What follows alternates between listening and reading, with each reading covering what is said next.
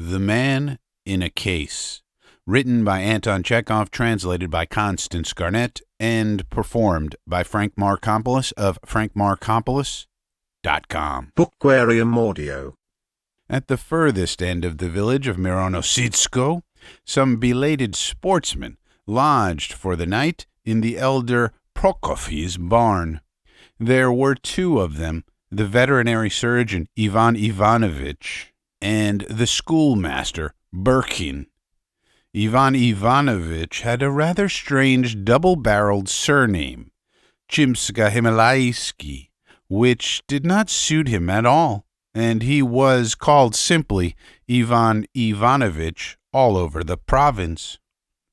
He lived at a stud farm near the town and had come out shooting now to get a breath of fresh air. Burkin, the high school teacher, stayed every summer at Count P's and had been thoroughly at home in this district for years. They did not sleep. Ivan Ivanovitch, a tall, lean old fellow with long mustaches, was sitting outside the door, smoking a pipe in the moonlight. Burkin was lying within on the hay and could not be seen in the darkness. They were telling each other all sorts of stories. Among other things, they spoke of the fact that the elder's wife, Mavra, a healthy and by no means stupid woman, had never been beyond her native village, had never seen a town nor a railway in her life, and had spent the last 10 years sitting behind the stove and only at night going out into the street. "What is there wonderful in that?" said Burkin. "There are plenty of people in the world, solitary by temperament, who try to retreat into their shell like a hermit crab or a snail. Perhaps it is an instance of atavism, a return to the period when the ancestor of man was not yet a social animal and lived alone in his den. Or perhaps it is only one of the diversities of human character. Who knows? I am not a natural science man, and it is not my business to settle such questions. I only mean to say that people like Mavra are not uncommon. There is no need to look far. 2 months ago, a man called Belikov, a colleague of mine, the Greek master, died in our town. You have heard of him, no doubt. He was remarkable for always wearing galoshes and a warm wadded coat, and carrying an umbrella even in the very finest weather. And his umbrella was in a case, and his watch was in a case made of gray chamois leather, and when he took out his penknife to sharpen his pencil, his penknife, too, was in a little case. And his face seemed to be in a case, too, because he always hid it in his turned-up collar. He wore dark spectacles and flannel vests, stuffed up his ears with cotton wool, and when he got into a cab always told the driver to put up the hood. In short, the man displayed a constant and insurmountable impulse to wrap himself in a covering, to make himself, so to speak, a case which would isolate him and protect him from external influences. Reality irritated him, frightened him, kept him in continual agitation, and, perhaps to justify his timidity, his aversion for the actual, he always praised the past and what had never existed, and even the classical languages which he taught were, in reality for him, galoshes and umbrellas in which he sheltered himself from real life. "Oh, how sonorous, how beautiful is the Greek language," he would say, with a sugary expression, and as though to prove his words, he would screw up his eyes and, raising his finger, would pronounce anthropos. And Belikov tried to hide his thoughts, also in a case. The only things that were clear to his mind were government circulars and newspaper articles in which something was forbidden. When some proclamation prohibited the boys from going out in the streets after 9 o'clock in the evening, or some article declared carnal love unlawful, it was, to his mind, clear and definite. It was forbidden, and that was enough. For him there was always a doubtful element, something vague and not fully expressed in any sanction or permission. When a dramatic club or a reading room or a tea shop was licensed in the town, he would shake his head and say softly, "It is all right, of course, it is all very nice, but I hope it won't lead to anything." Every sort of breach of order, deviation or departure from rule depressed him, though one would have thought it was no business of his. If one of his colleagues was late for church, or if rumors reached him of some prank of the high school boys, or one of the mistresses was seen late in the evening in the company of an officer, he was much disturbed, and said he hoped that nothing would come of it. At the teachers' meetings he simply oppressed us with his caution, his circumspection, and his characteristic reflection on the ill behavior of the young people in both male and female high schools, the uproar in the classes. Oh, he hoped it would not reach the ear of the authorities. Oh, he hoped nothing would come of it, and he thought it would be a very good thing if Petrov were expelled from the second class and Yegorov from the fourth. And do you know, by his size, his despondency, his black spectacles on his pale little face, a little face like a polecat's, he crushed us all. And we gave way, reduced Petrov's and Yegorov's marks for conduct, kept them and in the end expelled them both. He had a strange habit of visiting our lodgings. He would come to a teacher's, sit down, and remain silent as though he were carefully inspecting something. He would sit like this in silence for an hour or two and then go away. This he called maintaining good relations with his colleagues, and it was obvious that coming to see us and sitting there was tiresome to him, and that he came to see us simply because he considered it his duty as our colleague. We teachers were afraid of him, and even the headmaster was afraid of him. Would you believe it? Our teachers were all intellectual, right-minded people, brought up on Turgenev and Shetrin, yet this little chap, who always went about with galoshes and an umbrella, had the whole high school under his thumb for 15 long years. High school? Indeed, he had the whole town under his thumb. Our ladies did not get up private theatricals on Saturdays for fear he should hear of it, and the clergy dared not eat meat or play cards in his presence. Under the influence of people like Belikov, we have got into the way of being afraid of everything in our town for the last 10 or 15 years. They are afraid to speak aloud, afraid to send letters, afraid to make acquaintances, afraid to read books, afraid to help the poor, to teach people to read and write. Ivan Ivanovitch cleared his throat, meaning to say something, but first lighted his pipe, gazed at the moon, and then said, with pauses, "Yes, intellectual, right-minded people read Shetrin and Turgenev, Buckle, and all the rest of them, yet they knocked under and put up with it. That's, just how it is." Belikov lived in the same house as I did, Burkin went on, on the same story, his door facing mine. We often saw each other, and I knew how he lived when he was at home. And at home it was the same story. Dressing gown, nightcap, blinds, bolts, a perfect succession of prohibitions and restrictions of all sorts. And, I hope nothing will come of it. Lenten fare was bad for him. Yet he could not eat meat, as people might perhaps say Belikov did not keep the fasts. And he ate freshwater fish with butter, not a Lenten dish, yet one could not say that it was meat. He did not keep a female servant, for fear people might think evil of him, but had as cook an old man of 60, called Afanasy, half-witted and given to tippling, who had once been an officer's servant and could cook after a fashion. This Afanasy was usually standing at the door with his arms folded. With a deep sigh he would mutter always the same thing. There are plenty of them about nowadays.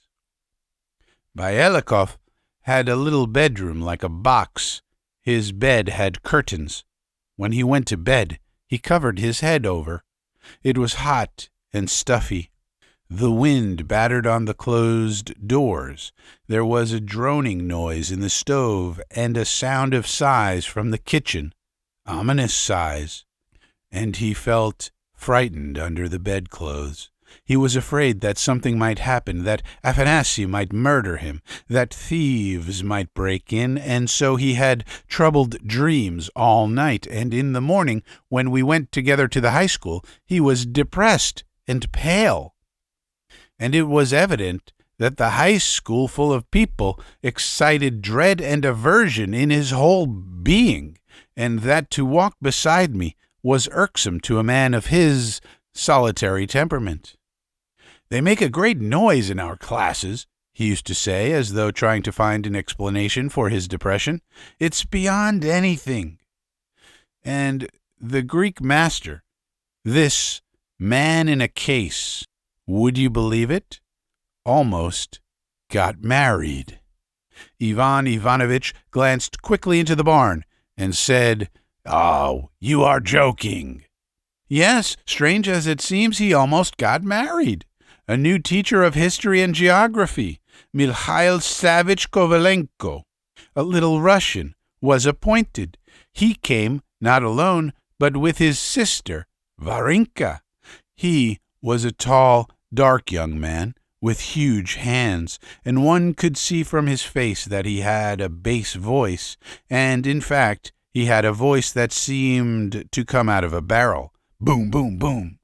And she was not so young, about 30, but she, too, was tall, well-made, with black eyebrows and red cheeks. In fact, she was a regular sugar plum, and so sprightly, so noisy. She was always singing little Russian songs and laughing. For the least thing, she would go off into a ringing laugh. Ha, ha, ha! We made our first thorough acquaintance with the Kovalenkos at the headmaster's name-day party. Among the glum and intensely bored teachers who came even to the name-day party as a duty, we suddenly saw a new Aphrodite risen from the waves. She walked with her arms akimbo, laughed, sang, danced. She sang with feeling, "The winds do blow," then another song and another, and she fascinated us all, even Belikov. He sat down by her and said with a honeyed smile, "The little Russian reminds one of the ancient Greek in its softness and agreeable resonance." That flattered her, and she began telling him, with feeling and earnestness, that they had a farm in the Gadyatsky district, and that her mamma lived at the farm, and that they had such pears, such melons, such kabaks. The little Russians call pumpkins kabaks, while their pothouses they call shinki, and they make a beetroot soup with tomatoes and aubergines in it, which was so nice, awfully nice. We listened, and suddenly the same idea dawned upon us all. "It would be a good thing to make a match of it," the headmaster's wife said to me softly. We all, for some reason, recalled the fact that our friend Belikov was not married, and it now seemed to us strange that we had hitherto failed to observe and had in fact completely lost sight of a detail so important in his life? What was his attitude to woman? How had he settled this vital question for himself? This had not interested us in the least till then. Perhaps we had not even admitted the idea that a man who went out in all weathers in galoshes and slept under curtains could be in love. He is a good deal over 40, and she is 30, the headmaster's wife went on, developing her idea. I believe she would marry him. All sorts of things are done in the provinces through boredom, all sorts of unnecessary and nonsensical things. And that is because what is necessary is not done at all. What need was there, for instance, for us to make a match for this Belikov, whom one could not even imagine married? The headmaster's wife, the inspector's wife, and all our high school ladies grew livelier and even better looking, as though they had suddenly found a new object in life. The headmaster's wife would take a box at the theater, and we beheld sitting in her box Varinka, with such a fan, beaming and happy, and beside her Belikov, a little bent figure, looking as though he had been extracted from his house by pincers. I would give an evening party, and the ladies would insist on my inviting Belikov and Varinka. In short, the machine was set in motion. It appeared that Varinka was not averse to matrimony. She had not a very cheerful life with her brother. They could do nothing but quarrel and scold one another from morning till night. Here is a scene, for instance. Kovalenko would be coming along the street, a tall, sturdy young ruffian in an embroidered shirt, his love-locks falling on his forehead under his cap. In one hand a bundle of books, in the other a thick knotted stick, followed by his sister, also with books in her hand. "But you haven't read it, Mihailek," she would be arguing loudly.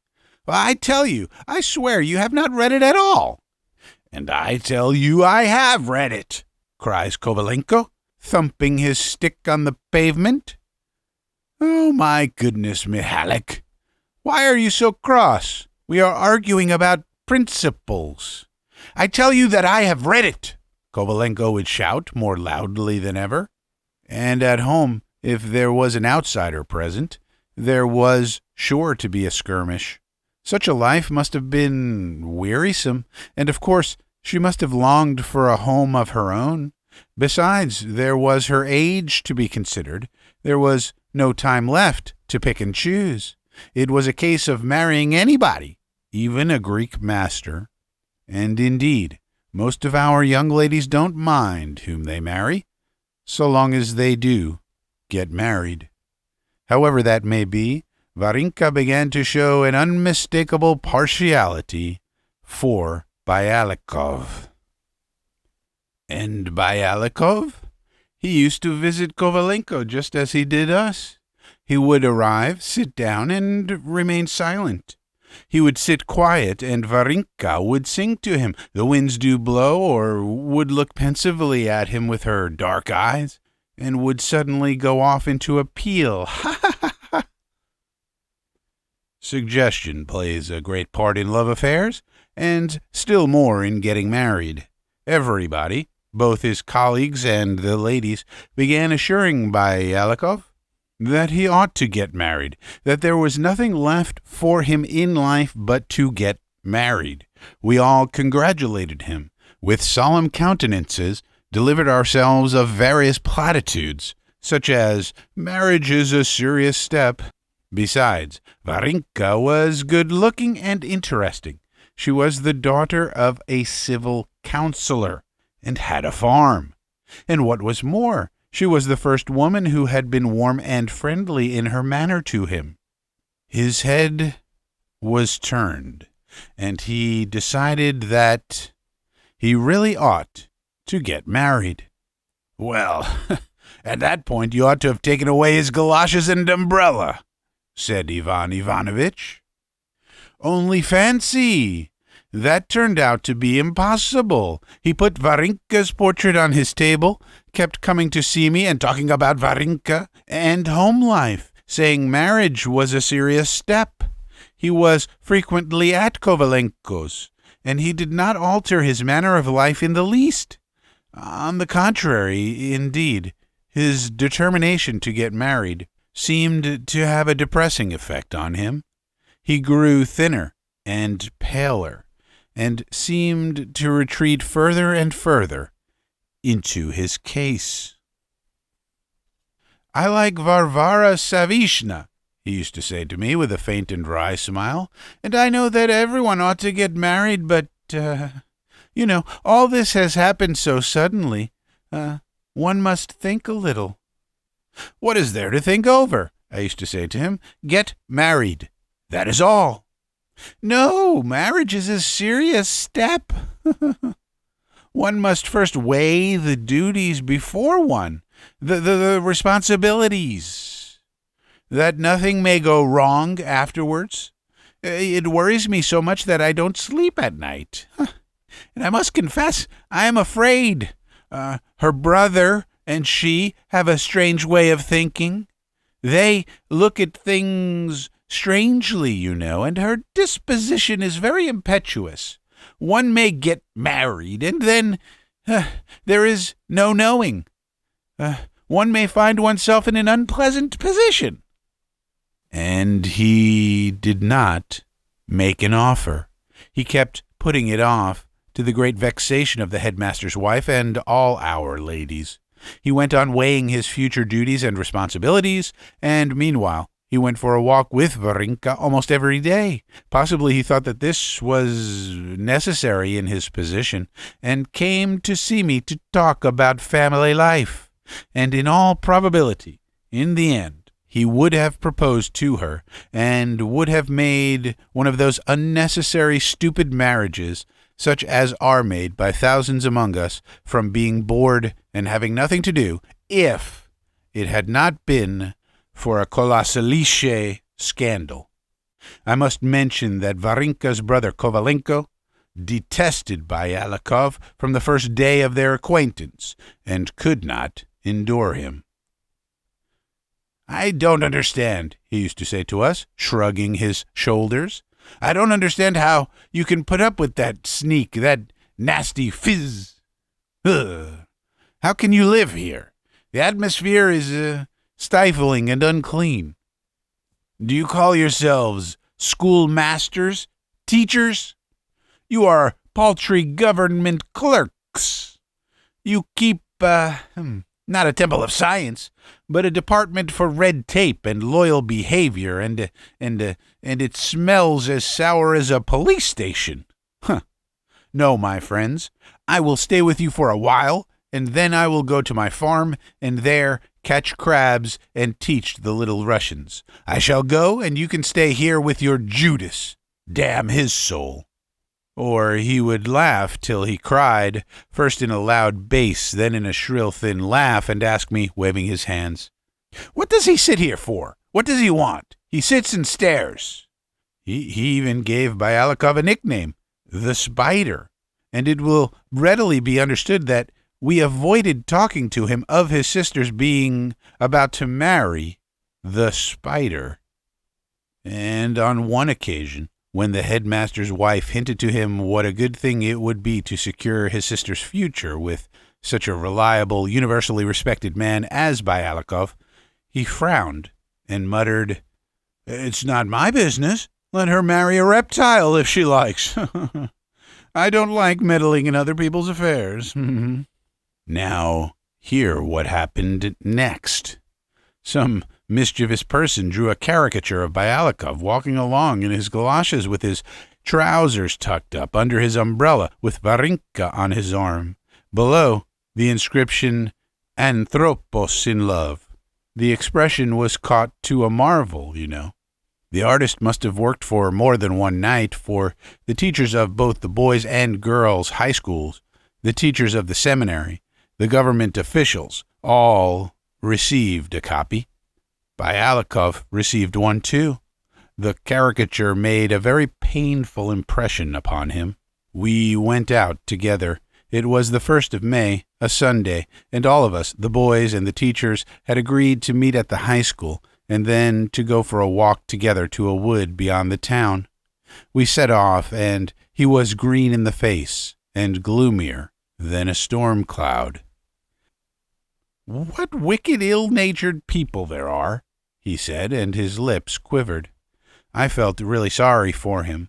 We were walking along, and all of a sudden, would you believe it, Kovalenko came bowling along on a bicycle, and after him, also on a bicycle, Varenka, flushed and exhausted, but good-humored and gay. "We are going on ahead," she called. "What lovely weather! Awfully lovely!" And they both disappeared from our sight. Belikov turned white instead of green and seemed petrified. He stopped short and stared at me. "What is the meaning of it? Tell me, please," he asked. "Can my eyes have deceived me? Is it the proper thing for high school masters and ladies to ride bicycles?" "What is there improper about it?" I said. "Let them ride and enjoy themselves." "But how can that be?" he cried, amazed at my calm. "What are you saying?" And he was so shocked that he was unwilling to go on, and returned home. The next day he was continually twitching and nervously rubbing his hands, and it was evident from his face that he was unwell. And he left before his work was over, for the first time in his life, and he ate no dinner. Towards the evening he wrapped himself up warmly, though it was quite warm weather, and sallied out to the Kovalenkos. Varenka was out. He found her brother, however. "Pray sit down," Kovalenko said coldly, with a frown. His face looked sleepy. He had just had a nap after dinner, and was in a very bad humor. Belikov sat in silence for 10 minutes, and then began, "I have come to see you to relieve my mind. I am very, very much troubled. Some scurrilous fellow has drawn an absurd caricature of me and another person, in whom we are both deeply interested. I regard it as a duty to assure you that I have had no hand in it. I have given no sort of ground for such ridicule. On the contrary, I have always behaved in every way like a gentleman." Kovalenko sat sulky and silent. Belikov waited a little and went on slowly in a mournful voice. "And I have something else to say to you. I have been in the service for years, while you have only lately entered it, and I consider it my duty as an older colleague to give you a warning. You ride on a bicycle, and that pastime is utterly unsuitable for an educator of youth." "Why so?" asked Kovalenko in his bass. "Surely that needs no explanation, Mikhail Savitch. Surely you can understand that. If the teacher rides a bicycle, what can you expect the pupils to do? You will have them walking on their heads next. And so long as there is no formal permission to do so, it is out of the question. I was horrified yesterday. When I saw your sister, everything seemed dancing before my eyes. A lady or a young girl on a bicycle? It's awful." "What is it you want exactly?" "All I want is to warn you, Mikhail Savitch. You are a young man. You have a future before you. You must be very, very careful in your behavior, and you are so careless. Oh, so careless. You go about in an embroidered shirt, are constantly seen in the street carrying books, and now the bicycle too. The headmaster will learn that you and your sister ride the bicycle, and then it will reach the higher authorities. Will that be a good thing?" "It's no business of anybody else if my sister and I do bicycle," said Kovalenko, and he turned crimson. "And damnation take anyone who meddles in my private affairs."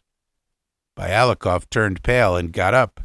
"Well, if you speak to me in that tone, I cannot continue," he said, "and I beg you never to express yourself like that about our superiors in my presence. You ought to be respectful to the authorities." "Why? Have I said any harm of the authorities?" asked Kovalenko, looking at him wrathfully. "Please, leave me alone. I am an honest man, and do not care to talk to a gentleman like you. I don't like sneaks." Belikov flew into a nervous flutter and began hurriedly putting on his coat with an expression of horror on his face. It was the first time in his life he had been spoken to so rudely. You can say what you please," he said as he went out from the entry to the landing on the staircase. "I ought only to warn you. Possibly someone may have overheard us, and that our conversation may not be misunderstood and harm come of it. I shall be compelled to inform our headmaster of our conversation in its main features. I am bound to do so." "Inform him. You can go and make your report." Kovalenko seized him from behind by the collar and gave him a push, and Belikov rolled downstairs, thudding with his galoshes. The staircase was high and steep, but he rolled to the bottom, unhurt, got up, and touched his nose to see whether his spectacles were all right. But just as he was falling down the stairs, Varinka came in, and with her 2 ladies. They stood below staring, and to Belikov this was more terrible than anything. I believe he would rather have broken his neck or both legs than have been an object of ridicule. Why, now the whole town would hear of it. It would come to the headmaster's ears, would reach the higher authorities. Oh, it might lead to something. There would be another caricature, and it would all end in his being asked to resign his post.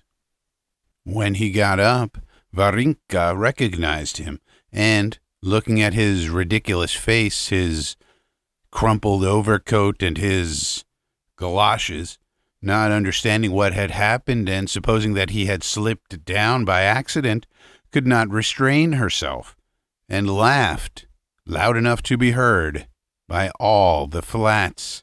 "Ha ha ha ha ha!" And this pealing, ringing "ha ha ha ha ha" was the last straw that put an end to everything, to the proposed match and to Belikov's earthly existence. He did not hear what Varinka said to him. He saw nothing.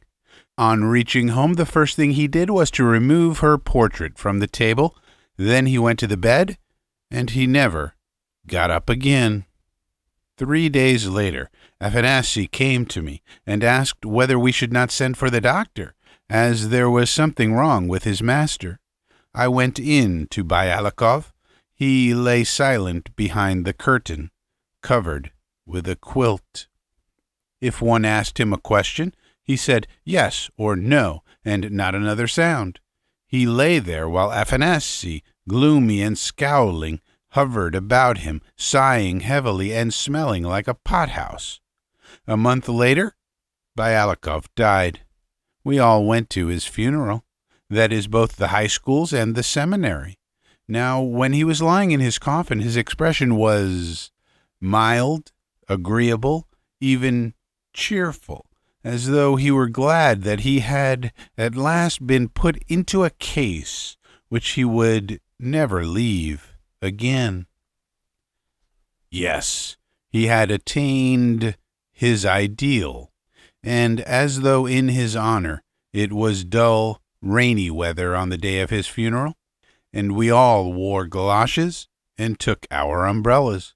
Varinka, too, was at the funeral, and when the coffin was lowered into the grave, she burst into tears. I have noticed that little Russian women are always laughing or crying, no intermediate mood. One must confess that to bury people like Belikov is a great pleasure. As we were returning from the cemetery, we wore discreet Lenten faces. No one wanted to display this feeling of pleasure, a feeling that we had experienced long, long ago as children when our elders had gone out and we ran about the garden for an hour or two, enjoying complete freedom. Ah, freedom, freedom. The merest hint, the faintest hope of its possibility gives wings to the soul, does it not? We returned from the cemetery in good humor, but not more than a week had passed before life went on as in the past, as gloomy, oppressive, and senseless, a life not forbidden by government prohibition, but not fully permitted either. It was no better, and indeed, though we had buried Belikov, how many such men in cases were left? How many more of them there will be? That's just how it is, said Ivan Ivanovitch, and he lighted his pipe. How many more of them there will be, repeated Birkin.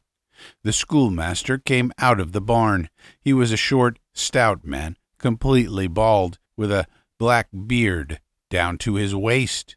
The two dogs came out with him. What a moon, he said, looking upwards. It was midnight. On the right could be seen the whole village, a long street stretching far away for 4 miles. All was buried in deep, silent slumber, not a movement, not a sound. One could hardly believe that nature could be so still. When on a moonlight night you see a broad village street, with its cottages, haystacks, and slumbering willows, a feeling of calm comes over the soul. In this peace, wrapped away from care, toil, and sorrow, in the darkness of night, it is mild, melancholy, beautiful, and it seems as though the stars looked down upon it kindly and with tenderness, and as though there were no evil on earth, and all were well. On the left, the open country began from the end of the village. It could be seen stretching far away to the horizon, and there was no movement, no sound in that whole expanse bathed in moonlight. Yes, that is just how it is, repeated Ivan Ivanovitch. And isn't our living in town, airless and crowded, our writing useless papers, or playing isn't that all a sort of a case for us? And our spending our whole lives among trivial, fussy men and silly, idle women, our talking and our listening to all sorts of nonsense, isn't that a case for us too? If you will like, I will tell you a very edifying story. No, it's time we were asleep, said Birkin. Tell it tomorrow. They went into the barn and lay down on the hay, and they were both covered up and beginning to doze when they suddenly heard light footsteps, patter, patter. Someone was walking not far from the barn, walking a little and stopping, and a minute later, patter, patter, again. The dogs began growling. That's Mavra, said Birkin. The footsteps died away. You see and hear that they lie, said Ivan Ivanovitch, turning over on the other side, and they call you a fool for putting up with their lying. You endure insult and humiliation, and dare not openly say that you are on the side of the honest and the free, and you lie and smile yourself, and all that for the sake of a crust of bread, for the sake of a warm corner, for the sake of a wretched little worthless rank in the service. No, one can't go on living like this. Well, you are off on another tack now, Ivan Ivanovitch, said the schoolmaster. Let us go to sleep. and 10 minutes later, Burkin was asleep, but Ivan Ivanovitch kept sighing and turning over from side to side. Then he got up, went outside again, and, sitting in the doorway, lighted his pipe. The end. You have been listening to a short story entitled The Man in a Case. It was written by Anton Chekhov, translated by Constance Garnett, and performed by Frank Marcopolos. The story and the translation are both in the public domain. The performance is copyright 2021 by Frank J. Marcopolos. It was performed at the Bookquarium Recording Studio in Pittsburgh, Pennsylvania. For more, please visit frankmarcopolos.com. That's frankmarcopolos.com. That's Frank Marcopolos, MARCOPOLOS.com. As always, I thank you for your time, and I thank you for your attention. Bookquarium Audio.